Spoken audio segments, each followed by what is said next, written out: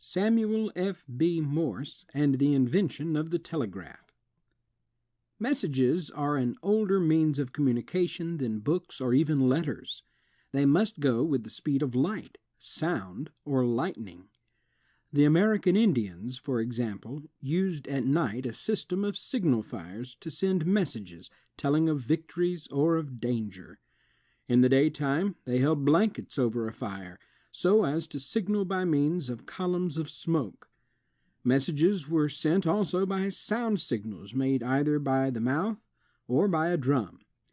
As time went on, a system of signaling by flags and lanterns came into use among more civilized people, such as is now employed by the Army and the Navy. The signal telegraph. The first practical system of sending messages at all similar to telegraphing was invented in 1794 by the three Chappe brothers. These three brothers, only boys, were at boarding school. The rules were strict and did not allow them to visit each other as often as they wanted to. They could see each other from the windows of their rooms, so they worked out a way of sending messages. A beam with a small cross beam at each end was hung on a pivot. The beams and cross beams could be moved by cords, like the arms of a jumping jack. Each position of the beam and a cross beam stood for a letter. With this device, it was easy for these boys to spell out messages to each other. The French government bought the device of the Chappe brothers, building signal stations along the coast and between Paris and the more important cities. In 1840, there were 1,400 miles of signal telegraph. The stations were about 3 miles apart. The crossbeams of the signal towers were furnished with lights, so that messages could be sent by night as well as by day. An operator could spell out 100 words an hour. A system of signaling like that invented by the Chappe brothers was introduced into Russia and England also. There was a line, for example, 70 miles long between London and Portsmouth. An Englishman wrote in 1828 that the telegraph carried information speedily and distinctly, and that it could be constructed and maintained at little expense. A similar system was used in America, only large letters were used instead of crossbeams to spell out the words. Lines were maintained, for example, between New York and Sandy Hook and between New York and Philadelphia. The electric telegraph. "Take this message as quick as lightning" was doubtless an expression often used in connection with messages. It was not a far step from thinking of taking a message as quick as lightning to thinking of making lightning carry the message. Messages were sent by electric telegraph as early as 1774. Every few years after that, some inventor brought forward a new system. Hundreds of men were busy, and in 1838 there were upwards of 60 different systems in the field, each inventor working hard to make his the best. Steinheil's electric telegraph. Oersted learned in 1819 that to make the needle of a compass turn to the left or to the right, all that is necessary is to hold a wire near the compass, parallel with the needle, and send an electric current over the wire toward the north or toward the south. In less than a month afterwards, a French scientist pointed out how this discovery could be used in telegraphing messages. In 1833, Gauss and Weber, two noted German scientists, put up an electric needle telegraph line about a mile long. Wires were stretched around a permanent magnet hung at the center on a silk thread.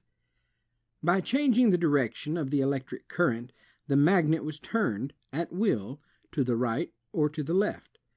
One turn of the magnet to the right stood for the letter A. One turn to the left stood for E. 2 turns to the right stood for I, and so on. Here is the complete telegraphic alphabet of Gauss and Weber. It has often been used by boys and girls to signal messages to each other with their hands and arms. R equals A. L equals E. RR equals I. RL equals O. LR equals U. LL equals B. RRR equals C, K. RRL equals D. RLR equals F, V. LRR equals G. LLL equals H. LLR equals I. LRL equals M. RLL equals N. RRRR equals P. RRRL equals R. RRLR equals S. RLRR equals T. LRRR equals W. RRLL equals Z. RLRL equals 0. RLLR equals 1. LRRL equals 2. LRLR equals 3. LLRR equals 4. LLLR equals 5. LLRL equals 6. LRLL equals 7. RLLL equals 8. LLLL equals 9. With this code, Gauss and Weber sent all kinds of messages. Being too busy to work on their telegraph, they turned it over to Steinheil. Steinheil built and put into use at Munich in 1837 his registering electromagnetic telegraph. This line was 5 miles long. 2 permanent magnets were hung in the center of a coil of wire. Each magnet could be made at will to swing out from the coil. On an arm fastened to the end of each magnet was a little cup for ink. At the bottom and side of the cup was a printing needle. When the magnet swung out, the printing needle touched a moving ribbon of paper and printed a dot. Dot signals were thus recorded on the paper in 2 lines. Steinheil could send messages at the rate of 6 words a minute or 360 words an hour. His system was adopted by the Bavarian government and was in use for many years. Wheatstone and Cooke's electric telegraph. Charles Wheatstone of London and his business partner also patented in 1837 an electric needle telegraph. 5 needles were fastened in the center of a diamond-shaped dial on which the alphabet and numerals were printed. To signal a letter, 1 needle was turned to the right and 1 to the left. The letter signaled was the one at the point where the lines running down from the points of the needle crossed. To signal a number, only 1 needle was turned. A line 20 miles long was built in 1838 on the Great Western Railway. To send messages, it took 6 wires, 1 wire to turn each of the 5 needles, and 1 to complete the electric circuit, making the system expensive. So Wheatstone invented a 2-needle system, and later a single-needle system. From 1838 on, Wheatstone's electric needle telegraph was in constant use, and for years was the only system which found favor in England. Morse's electric telegraph. Many of the great scientists of Europe thus worked to invent a successful system of electric telegraph, but it remained for an American, Samuel F.B. Morse, to invent the most successful system. Morse's system of electric telegraph was so simple, and messages could be sent by it so quickly that it drove almost every other system out of business.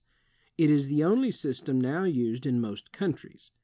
For this reason, Morse is called the inventor of the electric telegraph, although, strictly speaking, that title does not belong to him. He is, however, the inventor of the most successful system, and for his great service in giving to the world this useful invention, he is worthy of the highest honor. Morse's education. Samuel Finley Breese Morse was born in 1791 at Charlestown, Massachusetts. He was given the best education that was to be had at the time. When 7 years old, he was sent away from home to a famous private school, Phillips Academy. There, he prepared for Yale University, then Yale College, entering with the class of 1807 and completing the course in 1810. In those days, the sciences did not receive much attention at college. In the little that was taught, Morse took an unusual interest. He studied both chemistry and physics, and he learned almost all there was to be known then about electricity and electric batteries. Once Professor Day, his teacher in physics, sent a current of electricity through a chain in a dark room. Flashes of light could be seen between the links. How little Professor Day knew at the time of the influence this experiment was to have. Many years afterwards, Morse said, "The fact that electricity can be made visible at any part of a circuit was the crude seed which took root in my mind and grew, and finally ripened into the invention of the telegraph."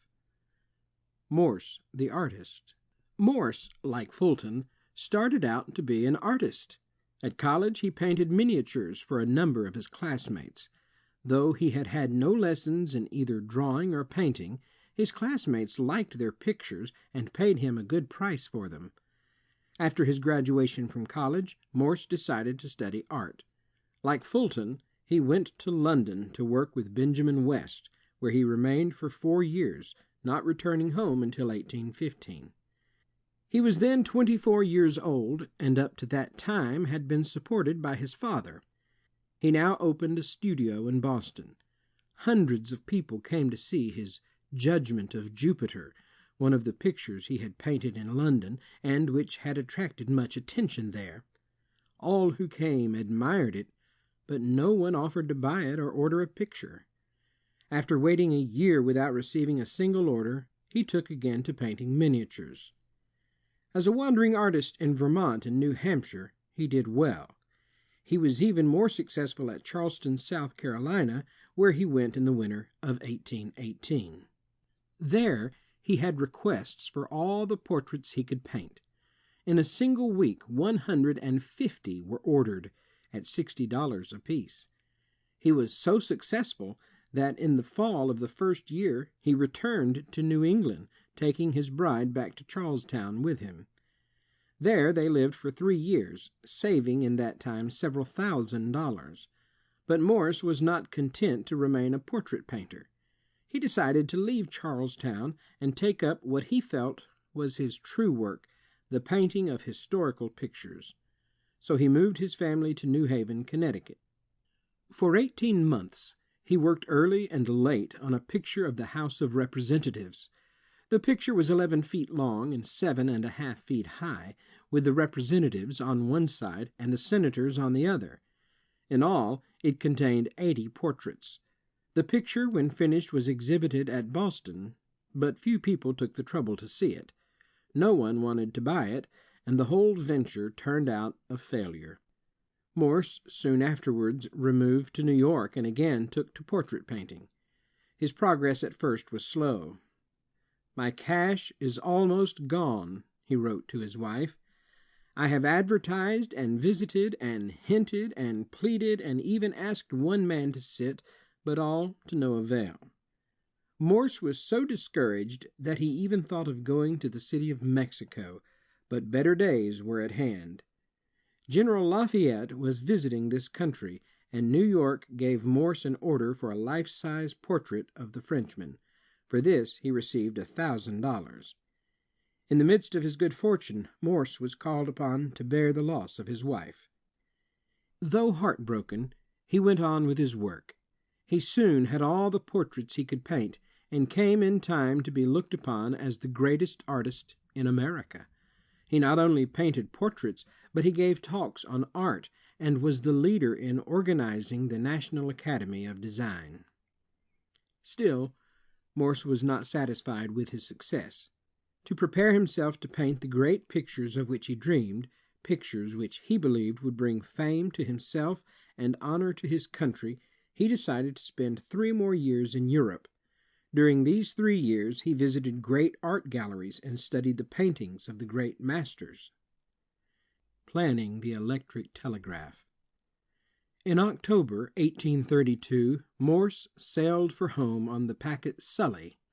There was considerable talk among the passengers about electricity. The discoveries of Oersted, Faraday, and Sturgeon were attracting wide attention. Morse was led one day to say, "I see no reason why intelligence may not be sent by electricity." This was a new thought to him. So far as he then knew, no one had ever before thought of sending messages by electricity. The new idea filled his mind. It not only haunted him in the daytime, but it kept him from sleep at night. On leaving the boat he said, "Well, Captain, should you hear of the telegraph one of these days as the wonder of the world, remember that the discovery was made on board the good ship Sully." Making the first instrument. Morse was scarcely off the ship before he was telling his brothers about his new idea. Instead of telling his artist friends about what he saw in the great art galleries of Europe and about the pictures he had painted, he talked to them, to their disgust, about his electric telegraph. Many people wanted Morse to paint portraits for them, for he was easily the best prepared and the most successful artist in America. But he wanted all the time he could get to work on his invention, and therefore he painted only enough to earn a scanty living. But work as he would, 5 years passed by before he was even able to complete a working model. During most of these years he lived in a single room, which served alike for studio, parlor, bedroom, kitchen, and workshop. "In order to save time to carry out my invention," said Morse afterwards, "and to save my scanty means, I had for many months lodged and eaten in my studio, getting my food in small quantities from some grocery and preparing it myself. To conceal from my friends the stinted way in which I lived, I was in the habit of bringing my food to my room in the evenings, and this was my mode of life for many years." Morse was not ready to show his electric telegraph to the public until September 1837. His telegraphic code was simple. 1 dot stood for 1, 2 dots stood for 2, 1 dot and a dash stood for 6, and so on for each of the numerals and 0. For each number of the telegraphic code there was a metal type. There was also a telegraph dictionary in which given numbers stood for given words. For example, 215 stood for successful. Footnote: if the message to be sent should be the word successful, the telegraphic number of successful is looked up in the telegraphic dictionary. Its telegraphic code number 215 is set up in the metal type 2, 1, and 5. These are placed in the ruler. The ruler is fastened to a band stretched over 2 wheels. By turning the crank of one wheel, the ruler is moved under the point of the lever. The cogs of the metal type cause the lever to close the current of the battery, while the open space between the cogs causes the lever to break the circuit. When the current is on, the electromagnet attracts the writing frame, and when the current is off, the writing frame is pushed out from the electromagnet by a spring. By sending the electric current over the wire and then turning it off, the writing frame with the pencil at the bottom is moved back and forth across the ribbon of the paper. In this way, there are recorded on the paper, which is moved by clock wheels, straight lines and V-shaped figures. There are as many V-shaped figures thus arranged as there are cogs in the metal type. These V-shaped figures stand for the different figures of the telegraphic code. The word or words for which the recorded telegraphic numbers stand are looked up in the telegraphic dictionary and the message read. 5 words a minute could be sent. End of footnote. Morse's first instrument was very crude, and the method of sending and recording messages was slow and clumsy. But to those who for the first time saw messages sent by electric telegraph, the invention seemed wonderful. Besides, Morse had thought of something of which none of the great scientists of Europe had dreamed. In Steinheil's electric telegraph, the signals were recorded by the movement of a magnetic needle. Wheatstone also made use of the magnetic needle, but Morse employed the electromagnet of Sturgeon and of Henry to record the signals in his system, and it was this use of the electromagnet which made the Morse system the most successful of all. Improving the invention. Up to the time Morse showed his invention to the public in 1837, no one had helped him on it. Being anxious to perfect it, and, if possible, to get money from Congress to carry out an experiment on a large scale, he now took into partnership Professor Gale of New York University, who was to work on the electric batteries, and also Alfred Vail, who was to furnish the money needed and help with the instruments. During the fall of 1838, the clumsy telegraphic dictionary and code numbers on which Morse had spent many a day was done away with, and a system of dots and dashes for each of the letters of the alphabet and different numbers was planned. This telegraphic code is like the codes of Gauss and Weber and of Steinheil. It is known the world over as the Morse code. A dot dash B dash dot dot dot C dot dot dot D dash dot dot E dot F dot dash dot G dash dash dot H dot dot dot dot I dot dot J dash dot dash dot K dash dot dash L dash M dash dash N dash dot O dot dot P dot dot dot dot dot Q dot dot dash dot R dot dot dot S dot dot dot T dash U dot dot dash V dot dot dot dash W dot dash dash X dot dash dot dot Y dot dot dot dot Z dot dot dot dot.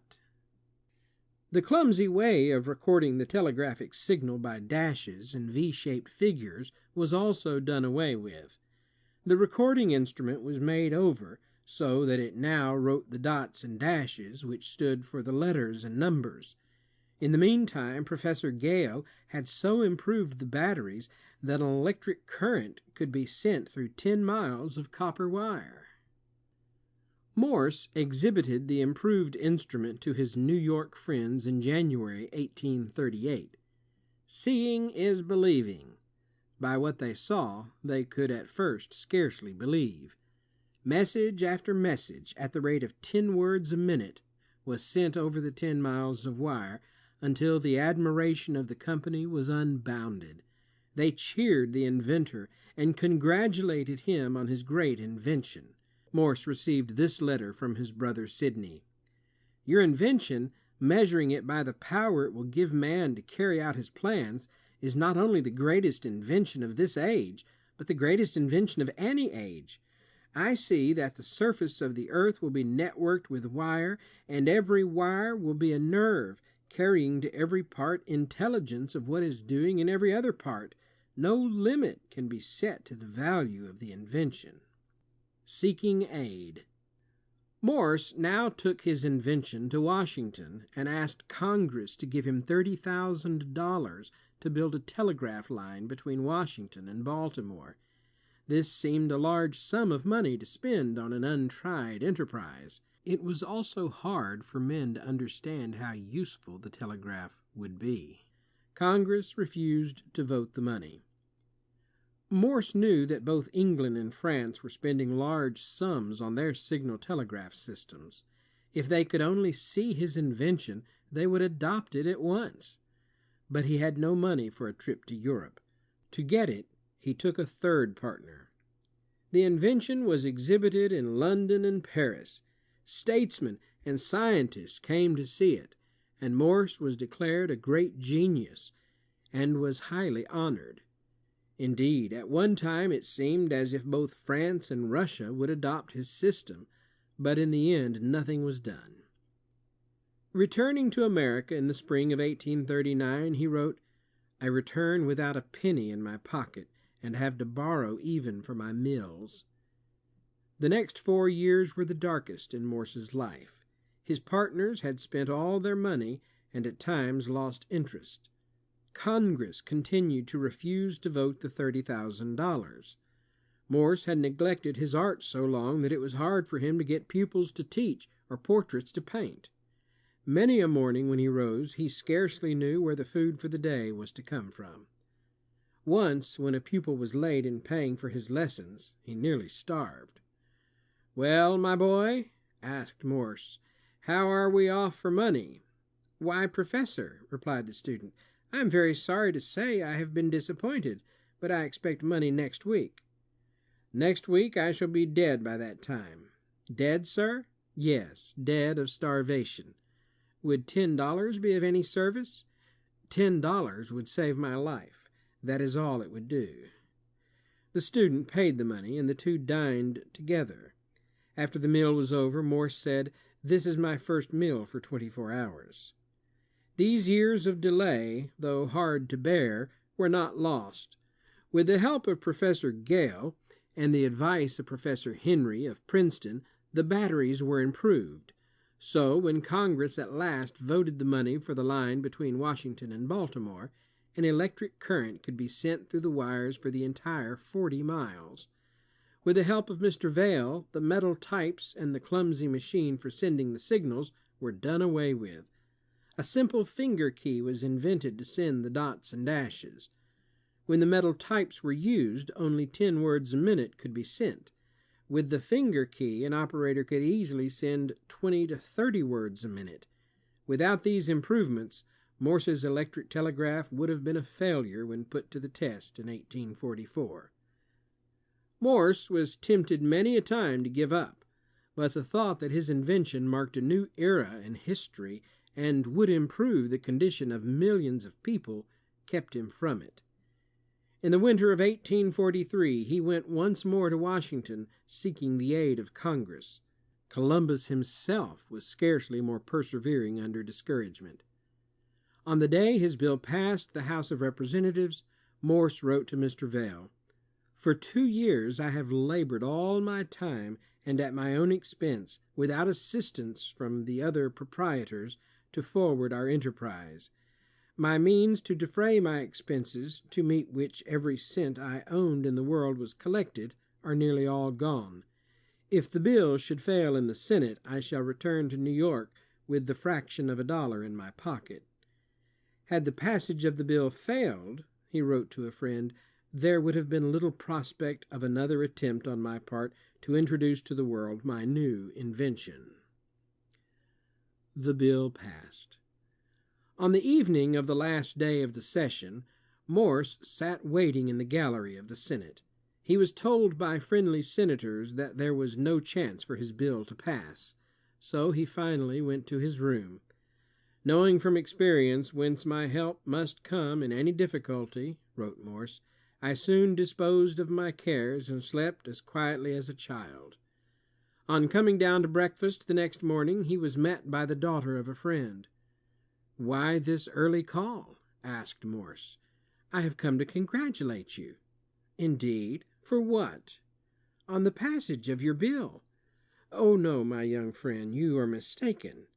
"It is you that are mistaken. The bill was passed at midnight."